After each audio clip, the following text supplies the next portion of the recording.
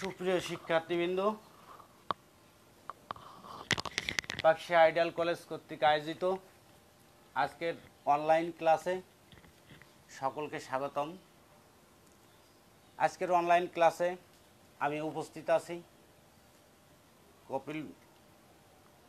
কপিল মজুমদার, পাকশিয়া প্রভাষক, Pakshia ideal degree college, Sharsha, Jessore.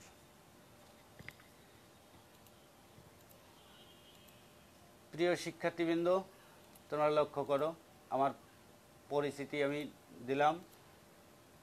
এরপরে চলে যাই পাঠ পরিচিতি। পাঠ পরিচিতি কি আছে আমাদের? পাঠ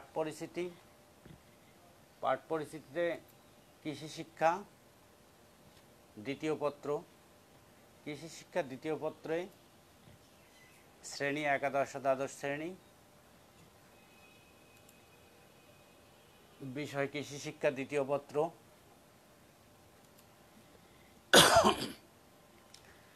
প্রথম অধ্যায়ের প্রথম পরিচ্ছেদ। তাহলে আজকের আমাদের পাঠ কি? প্রিয় শিক্ষার্থীবৃন্দ, লক্ষ্য করি, গত ক্লাসে আমাদের আলোচ্য বিষয় ছিল সরপুঁটি মাছ। আজকে আমাদের আলোচ্য বিষয় রাজপুঁটি মাছ চাষ পদ্ধতি। আজকের পাঠ রাজপুঁটি মাছের রোগ ব্যবস্থাপনা। রাজপুঁটি মাছ চাষ পদ্ধতি আমরা একটু লক্ষ্য করি।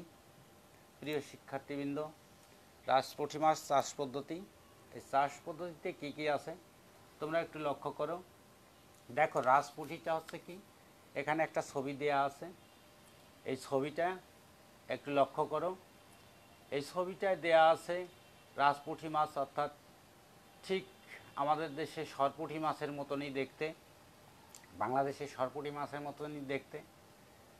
তার আইস আছে, চোখ আছে, পাখনা আছে, লেজ আছে, মুখ আছে, কানক আছে, পাইপথ আছে ইত্যাদি। তাহলে রাজপুঁটি মাছটা একটু লক্ষ্য করি। রাজপুঁটি মাছ দ্রুত বর্ধনশীল স্বাদু মাছ, সুস্বাদু মাছ। 1977 সালে এই মাছ থাইল্যান্ড থেকে বাংলাদেশে আনা হয় বলে থাই সরপুঁটি নামে পরিচিত। এর বৈশিষ্ট্য কি কি আছে? প্রিয় শিক্ষার্থীবৃন্দ, লক্ষ্য করো। দেখো, একটি দেখতে সরপুঁটি মাছের মতো, তবে এ মাছের বৃদ্ধির হার দেশীয় অপেক্ষা 40 থেকে 50% বেশি। আকারে চ্যাপ্টা, গায়ের রং উজ্জ্বল রূপলি বর্ণের এবং বুক ও পাখার রং হালকা হলুদ। মাছটি বেশ শক্ত গড়নের, প্রতিকূল পরিবেশে কম অক্সিজেনযুক্ত ও বেশি তাপমাত্রা পানিতে বেঁচে থাকতে পারে। ছোট মাছ ডোবা, পুকুর, দিঘি ও পরিত্যক্ত জলাশয়ে এদের চাষ করা যায়। 6 মাসে বা এক মৌসুমে রাজপুঁটির ওজন 100 গ্রাম থেকে 150 গ্রাম তথা বিক্রয়যোগ্য হয়। নেক্সট আমরা চলে যাই রাজপুঁটি মাছের আবাসস্থল। আবাসস্থল কোথায় কোথায় আবাসস্থল এ একটু লক্ষ্য করি। দেখো, রাজপুঁটি মাছের পুকুরের মাটির গুণাগুণ দোআঁশ ও পলিদোআঁশ মাটির পুকুর রাজপুঁটি মাছের জন্য উপযোগী। এই মাছ চাষের জন্য বদ্ধ জলাশয়, পানির উপযোগিতা ও মাটির গুণাগুণ কয়েকটি ইন্ডেক্স বা সূচকের উপর নির্ভর করে। ইন্ডেক্স বা সূচকটা কি? যেমন পিএইচ। এই পিএইচটা তোমাদের ফার্স্ট ইয়ারে আমি পড়াইছি পিএইচ কি, অর্থাৎ পিএইচ মান 6.0 থেকে 8.0 এর মধ্যে হলে তা মাছ চাষের জন্য উত্তম। নাইট্রোজেন, নাইট্রোজেন অবশ্যই প্রয়োজন। 100 গ্রাম মাটিতে 8 থেকে 10 মিলিগ্রাম নাইট্রোজেন থাকা অবশ্যই দরকার। নেক্সট চলে যায় রাজপুঁটি মাছের আবাসস্থলে। একটু লক্ষ্য করো, দেখো এখানে দুটো চিত্র দেয়া আছে। এই চিত্র দুটি হচ্ছে, একটা হচ্ছে রাজপুঁটি মাছের অনুপযুক্ত আবাস আর একটা হচ্ছে উপযুক্ত আবাস। উপযুক্ত আবাসে হচ্ছে ছোট ছোট ঢেউ ও পানি, পরিষ্কার পানি। এখানে পরিষ্কার পানি আছে, রং হচ্ছে সবুজ, সবুজ প্রকৃতির ভিতরে থাকতে হবে। পুকুর বড় ও গভীর হতে হবে, পুকুর বড় ও গভীর হতে হবে। আর রাজপুঁটি মাছের অনুপযুক্ত আবাসস্থল কি, রং ধূসর হয়ে যায়, তারপরে অগভীর ও অপরিচ্ছন্ন থাকে, পানি ঘোলাটে ভাব থাকে। এই অবস্থায় থাকলে সেখানে চাষের উপযোগী নয়। তাহলে রাজপুঁটির পুকুরের পানির গুণাগুণ, বর্ণ কেমন হতে হবে? পানির বর্ণ হালকা সবুজ হলে তা পুকুরের অধিক উৎপাদনশীল ও ভালো পরিবেশ নির্দেশ করে এবং মাছের উৎপাদন বাড়াতে সাহায্য করে। 2. গভীর, পুকুরে পানির গভীরতা কমপক্ষে 1 মিটার থেকে 1.5 মিটার পর্যন্ত হতে পারে। নেক্সট আমরা চলে যাই আবাসস্থলের। একটু লক্ষ্য করি প্রিয় শিক্ষার্থীবৃন্দ, পুকুর তৈরি করতে গেলে পরে অবশ্যই পুকুরের আয়তন সাধারণত 10 থেকে 30 শতক জমি বা জায়গার প্রয়োজন। গভীরতা 10 থেকে 15 মিটার, অর্থাৎ 2 থেকে 3 হাত হলে ভালো হয় গভীরতা। কারণ পুকুর বেশি গভীর হলে সূর্যের আলো প্রবেশ করতে পারবে না, ফলে প্রাকৃতিক খাদ্য তৈরি হবে না। কারণ প্রাকৃতিক খাদ্য তৈরি করতে গেলে পরে অবশ্যই সূর্যের আলো সেই পুকুরে পৌঁছাতে হবে। পুকুরের পাড় নিচু থাকলে যেন বন্যা বা জোয়ারের পানিতে তলিয়ে না যায়, সেজন্য পাড় উঁচু করে দিতে হবে। পুকুরের তলদেশে অধিক কাদা থাকলে তা অপসারণ করতে হবে। এতে করে বিষাক্ত গ্যাস, ক্ষতিকারক ব্যাকটেরিয়া ও পোকামাকড় দূর হবে। নেক্সট চলে যাই প্রিয় শিক্ষার্থীবৃন্দ, লক্ষ্য করা আবাসস্থল রাজপুঁটি মাছের। এই আবাসস্থলে অর্থাৎ চুন ও সার প্রয়োগ করতে হবে। চুন প্রয়োগে পুকুরের মাটি ও পানির ভৌত ও রাসায়নিক গুণ ভালো হয়। পানির ঘোলাট্য দূরীকরণ করে, কারণ চুন হচ্ছে কি, ক্ষার জাতীয়। আমরা জানি যে অ্যাসিডিটির পরিমাণ যখন বেড়ে যায় তখন এই চুন প্রয়োগ বা সার প্রয়োগ করতে হয়। পরজীবী ও ক্ষতিকারক রোগ জীবাণু ধ্বংস হয় এবং অম্লত্ব কমে। এছাড়া চুন প্রয়োগে পুকুরের তলদেশের জৈব পদার্থের পচনের হার বৃদ্ধি পেয়ে পুষ্টি উপাদানের সরবরাহ ও সারের কার্যকারিতা বাড়ায়। আবাসস্থলে আরেকটু লক্ষ্য করি পোনা মজুত করতে হবে। সার প্রয়োগে 7 দিনের মধ্যে পোনা মজুত করতে হবে। পোনা সংগ্রহ করে প্রতি শতক পুকুরে 5 থেকে 7 সেমি আকারের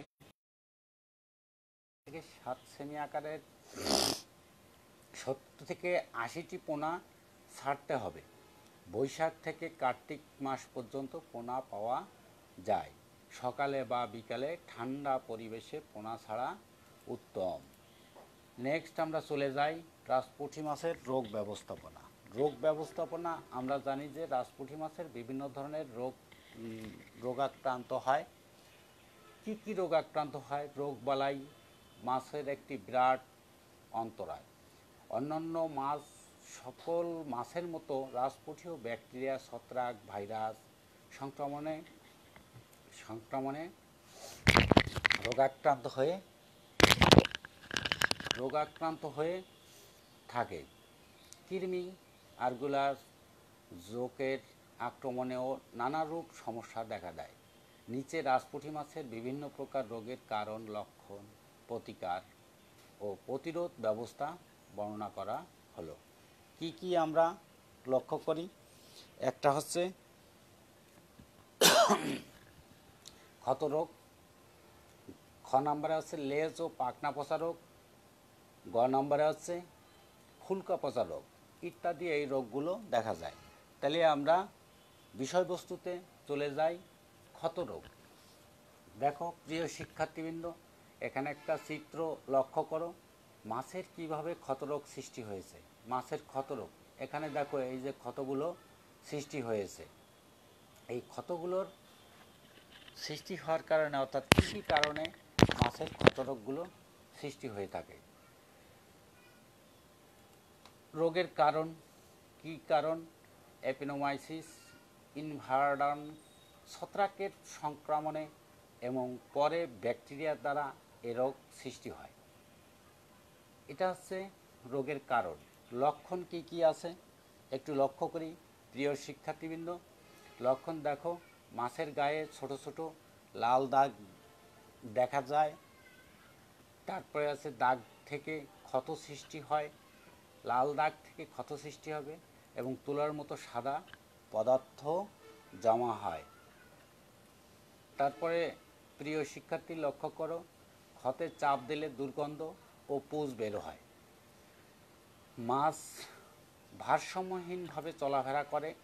ভারসাম্য তার যখন আঘাতপ্রাপ্ত হয় বা ক্ষত সৃষ্টি হয় তখন সে ভারসাম্যহীনভাবে চলাফেরা করে। খাদ্য গ্রহণের পরিমাণ কমে যায়। এইগুলো হচ্ছে ক্ষতরোগের কারণ ও লক্ষণ। তাহলে ক্ষতরোগের আমরা কি করব? প্রতিকার, প্রতিরোধ ও প্রতিকার করব। প্রতিকার ও প্রতিরোধ করতে গেলে আমাদের কি কি প্রয়োজন? প্রথমত হচ্ছে আমাদের দূষণ পানির প্রবেশ রোধ ও উন্নত জলজ পরিবেশ নিশ্চিত করতে হবে। শুকনো মৌসুমে পুকুরের তলা শুকিয়ে প্রতি শতকে 1 কেজি ডলচুন ও 1 কেজি লবণ দিতে হবে। ডলচুন অর্থাৎ আমরা চুন জানি যে বিভিন্ন প্রকারের চুন হয়ে থাকে, এর ভিতরে আমরা ডলচুনটা ব্যবহার করব। আক্রান্ত মাছকে 2 থেকে 3% লবণ বা ppm পটাশিয়াম পারম্যাঙ্গানেট দ্রবণে 1 ঘন্টা অথবা ppm তুতের দ্রবণে 10 থেকে 15 মিনিট গোসল করাতে হবে। তাহলে আমাদের কি হবে? এই ক্ষতরোগের রোগ প্রতিরোধ ও প্রতিকার করা সম্ভব। নেক্সট আমরা চলে যাই লেজ ও পাখনা পচা রোগ। লেজ ও পাখনা পচা রোগে আমরা চিত্র লক্ষ্য করি। দেখো একটি মাছের হচ্ছে যে লেজ ও পাখনা পচায় কীভাবে, দেখো এখানে একটু লক্ষ্য করো যে এই যে এই স্থানটায় লেজ অথবা পাখনা আছে, সেই ধরনের স্থানগুলোয় সাধারণত পচনের সৃষ্টি হয়। রোগের কারণ বিভিন্ন প্রজাতির ব্যাকটেরিয়ার মাধ্যমে এ রোগ সংগঠিত ও সংক্রমিত হয়। ব্যাকটেরিয়া অর্থাৎ প্রধান কারণ হচ্ছে এই লেজ বা পাখনা পচার কারণ হচ্ছে ব্যাকটেরিয়ার কারণ। লক্ষণ আমরা লক্ষ্য করি, দেহের পিচ্ছিল পদার্থ কমে যায়। দেহের একটা পিচ্ছিল পদার্থ থাকে, তোমরা নিশ্চয়ই জানো। লেজ ও পাখনায় সাদাটে দাগ দেখা দেয়। লেজের সাদাটে দাগ দেখা যায়, পরবর্তীতে এটা দাগের পচন দেখা যায়। তারপরে লেজ খসে পড়ে, পাখনা ভেঙে পড়ে। নেক্সট আমরা চলে যাই লেজ পচা রোগের রোগ প্রতিরোধ ও প্রতিকার কি আছে একটু লক্ষ্য করি প্রিয় শিক্ষার্থীবৃন্দ। নিয়মিত হারবা বা জাল টেনে, হারবা অর্থাৎ জাল টেনে পুকুরের তলায় বিষাক্ত গ্যাস কমাতে হবে। যেমন জাল টানলে পরে এই লেভেলে জাল যখন টান দেওয়া হয়, নিচে যদি কোনো গ্যাস পদার্থ থাকে ওটা অতি সহজেই নষ্ট হয়ে যায়। নেক্সট আমরা খেয়াল করি জীবাণুনাশক যেমন ভাইরেক্স, বা টিনসেন দ্বারা জলাশয়ের পানি জীবাণুমুক্ত রাখতে হবে। নেক্সট চলে যাই, প্রতি কেজি খাদ্যের সাথে 25 মিলিগ্রাম টেট্রাসাইক্লিন মিশিয়ে পরপর 7 দিন খাওয়াতে হবে। নেক্সট আমরা চলে যাই বিষয়বস্তু, ফুলকা পচা রোগ। ফুলকা পচা রোগ আমরা একটু লক্ষ্য করি, চিত্রটি আমরা লক্ষ্য করি। প্রিয় শিক্ষার্থীবৃন্দ, দেখো এখানে ফুলকা তোমরা অবশ্যই চেনো যে ফুলকাটা কোন জায়গায় থাকে। কানের ভিতরে যে অংশ, এটাই হচ্ছে ফুলকার বলা হয়। তাহলে ফুলকার এর প্রধান কি কারণে এই ফুলকা রোগ হয় একটু লক্ষ্য করি। রোগের কারণ পানির পরিবেশ দূষণ ও এক প্রকার ব্যাকটেরিয়ার প্রভাবে এ রোগ হয়।